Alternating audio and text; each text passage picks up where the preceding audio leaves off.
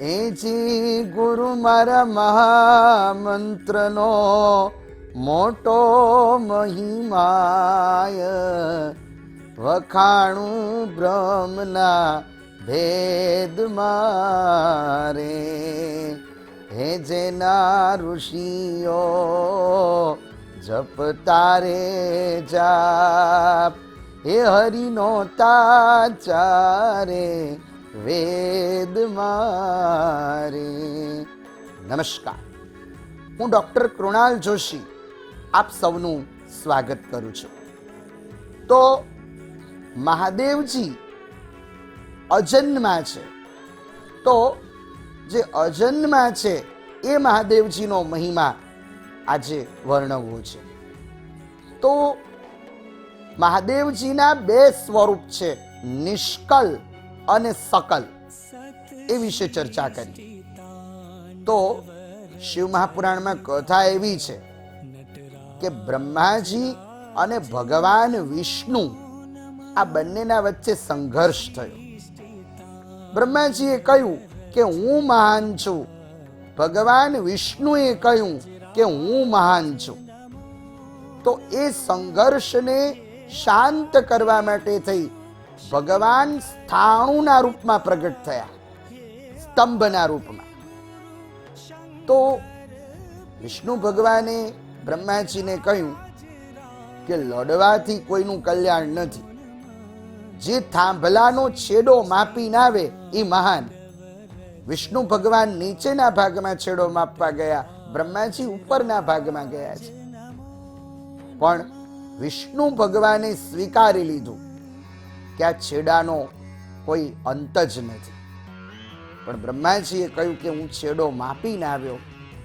એ પછી મહાદેવજી મહાકાલના રૂપમાં પ્રગટ થયા અને બ્રહ્માજીના 5 મુખ હતા, એક મુખનું છેદન કર્યું. આ બધી તો કથા શિવ મહાપુરાણમાં છે. પછી બ્રહ્માજીએ મહાદેવજીની ક્ષમા માંગી કે પ્રભુ મને ક્ષમા કરો.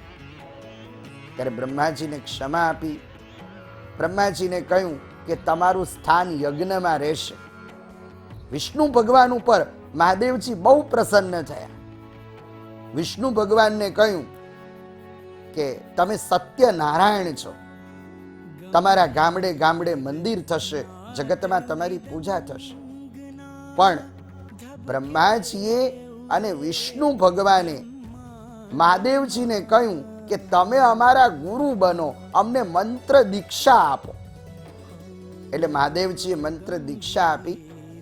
અને એ સમયે મહાદેવજી સ્વયં બોલ્યા છે કે મારા 2 સ્વરૂપ છે, નિષ્કલ અને સકલ.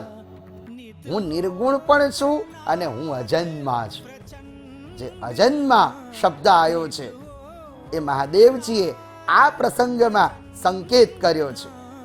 અને પુષ્પદંતાચાર્યજીએ પણ આનો ભાવ આપતા કહ્યું કે અજન્માનો લોકા કિમવયવવંતોપી જગતામ મધિષ્ઠાતારમ કિમ ભવવિધિર્લા નૃત્ય ભવતી અનીશો વા કુર્યાત ભુવન જનની તપરિકરો યતો મંદાસ્વાન પ્રદ્યમરવરસં શેયતૈની.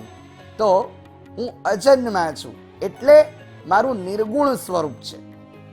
તો નિર્ગુણ સ્વરૂપ મહાદેવજીનું કયું તો કે છે જે શિવલિંગ છે. આપણે જે શિવલિંગની પૂજા કરીએ છીએ એ શિવલિંગ એ પ્રધાન છે.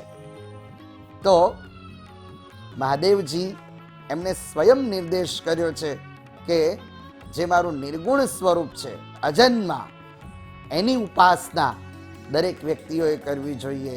અને એટલે જ પુષ્પદંતાચાર્યજીએ કહ્યું કે અજન્માનો લોકા. બ્રહ્માંડમાં જ્યારે કંઈ નહોતું ત્યારે આ શિવ તત્વ હતું અને એ નિર્ગુણ જ, એ અજન્મા જ ભક્તો માટે થઈ લીલાધર થયા છે, સગુણ થયા છે.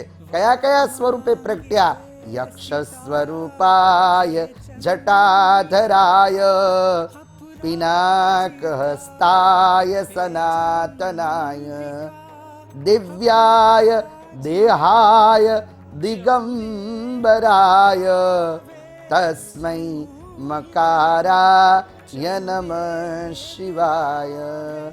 તો એવા મહાદેવજી એક ભોળાનાથ જ એવા છે કે એમની નિર્ગુણ સ્વરૂપની ઉપાસના થાય, એમનું શિવલિંગ પૂજાય. તો એ અજન્મા મહાદેવજી આપ સૌ ભક્તજનો પર કૃપા દ્રષ્ટિ કરે, એ જ અભ્યર્થના સાથે નમસ્કાર.